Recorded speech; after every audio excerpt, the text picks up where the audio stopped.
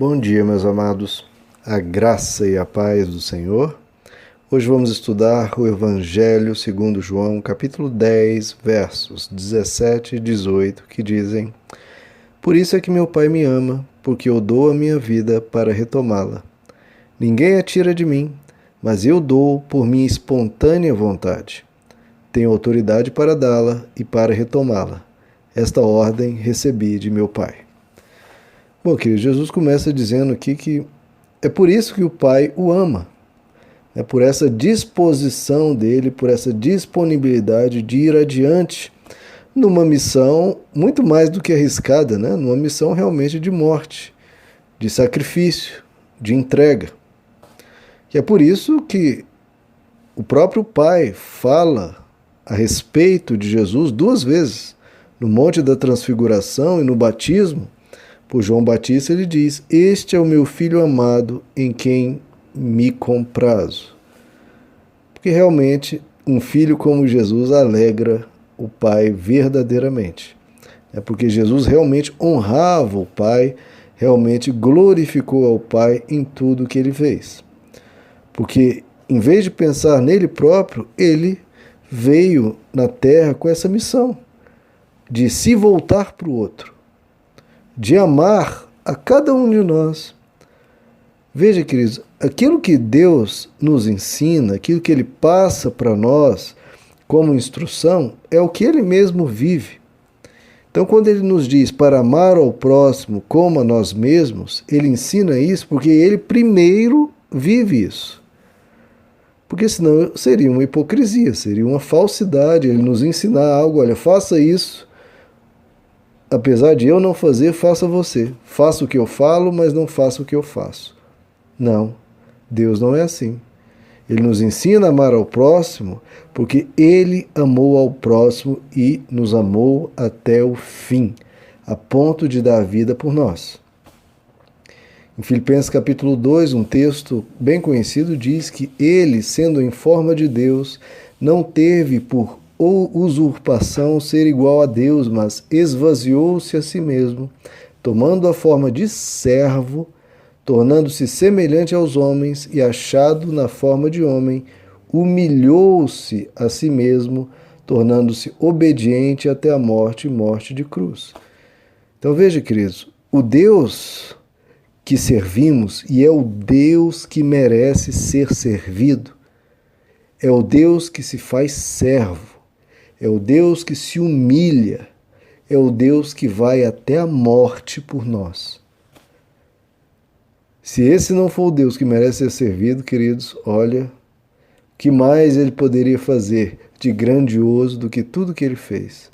É inconcebível até imaginar algo mais grandioso do que Ele fez. Um Deus que se humilha, um Deus que vem como servo, um Deus que morre por nós, é infinitamente mais do que tudo que podíamos pedir ou pensar.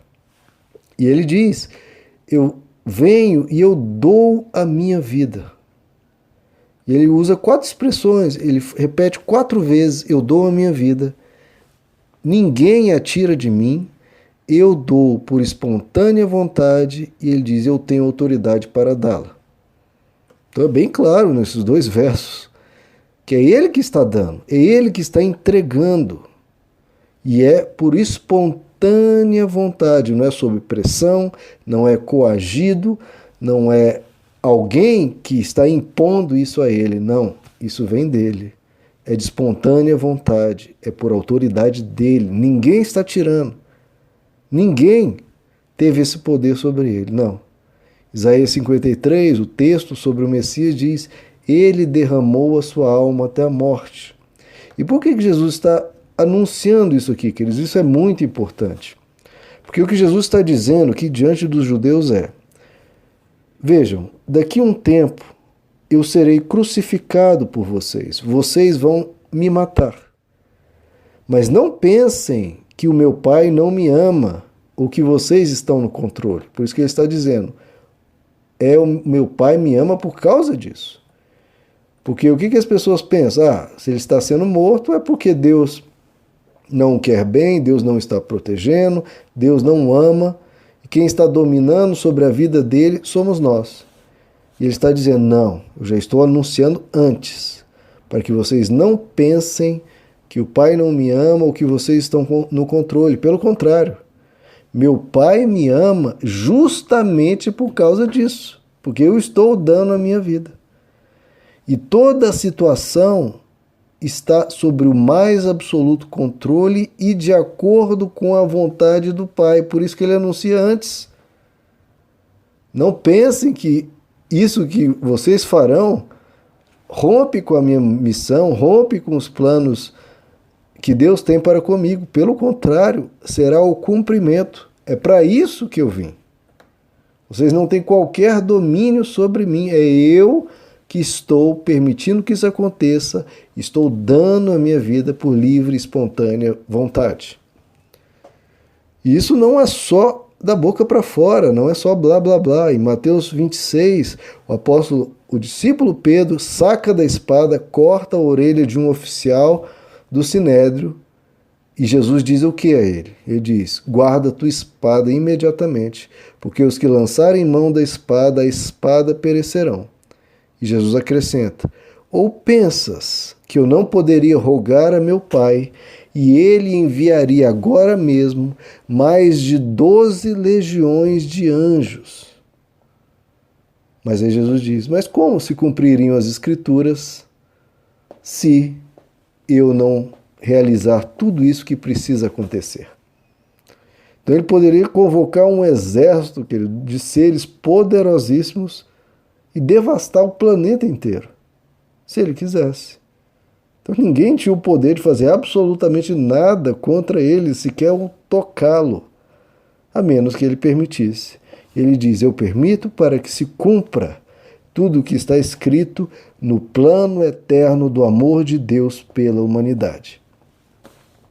Então o que ele está dizendo é, eu não irei morrer porque eu não posso resistir, mas eu sou um voluntário para essa salvação, para esse resgate, para mostrar ao mundo inteiro que Deus ama, mesmo o pecador, mesmo aquele que se rebela. Deus ama cada um de nós. Então é uma morte 100% voluntária. Ninguém, como ele diz, ninguém atira de mim. E você pode pensar, alguém pode argumentar, mas isso são só palavras. É mera conversa fiada de um derrotado. Jesus sabia que não tinha poder de vencer as autoridades religiosas, sabia que seria morto, sabia que seria humilhado, porque era incapaz, porque era fraco, porque era um derrotado. E aqui joga essa querendo passar de Marte, mas é simplesmente conversa mole de um derrotado. E Jesus deixa bem claro, olha, isso não é só conversa. Eu vou provar que eu estou dando a minha vida espontaneamente e que eu tenho o controle sobre toda situação. Eu vou provar, sabe como? Ressuscitando dentre os mortos. Eu provo que ninguém tirou minha vida de mim, retomando-a. Por isso que ele diz, eu tenho autoridade para dá-la, que vocês podem até duvidar, mas eu mostro isso porque eu tenho autoridade para retomá-la. Eu dou a minha vida para retomá-la. A prova de que essa é uma dedicação, é uma entrega voluntária, é que eu a tomo de volta ao meu bel prazer. Eu irei ressuscitar dentre os mortos. Em Atos capítulo 2, o apóstolo Paulo diz que ele ressuscitou, rompendo os grilhões da morte, porque não era possível que ele fosse retido por ela. Não era possível que ele fosse derrotado pela morte. Jamais. Por quê? Porque ele é o autor da vida. E o autor da vida simplesmente não pode ser engolido pela morte. Pelo contrário, o que aconteceu? Não foi a morte que o matou, mas quando a morte tentou matá-lo, quem acabou morrendo foi a própria morte. A morte foi morta na cruz.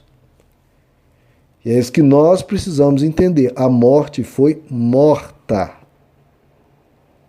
E agora nós temos acesso livre e direto à eternidade por meio de Cristo Jesus. Em João capítulo 2, Jesus diz: derrubem esse santuário e em 3 dias o levantarei.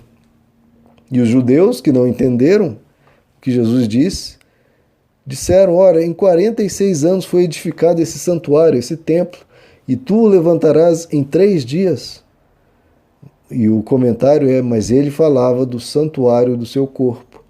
Quando, pois, veja só, quando tudo ficou claro, foi na ressurreição. Quando, pois, ressuscitou dentre os mortos, seus discípulos se lembraram de que dissera isso, e então creram na Escritura e na palavra que Jesus havia dito. Então a ressurreição é o que fecha, o que mostra que tudo que Jesus havia dito era verdade. Porque falar, qualquer um pode dizer. Agora, mostrar esse poder capaz de derrotar até aquele inimigo a qual qualquer ser humano já nasce conformado com a derrota para ele, Jesus vem e derrotou esse inimigo, que por todos é considerado invencível. Ele derrotou e vai distribuir essa vitória a todos nós na eternidade. Ninguém a toma de mim. Eu espontaneamente a dou. Tenho autoridade para dá-la e para retomá-la. Meus amados, que Deus os abençoe. A graça e a paz do Senhor.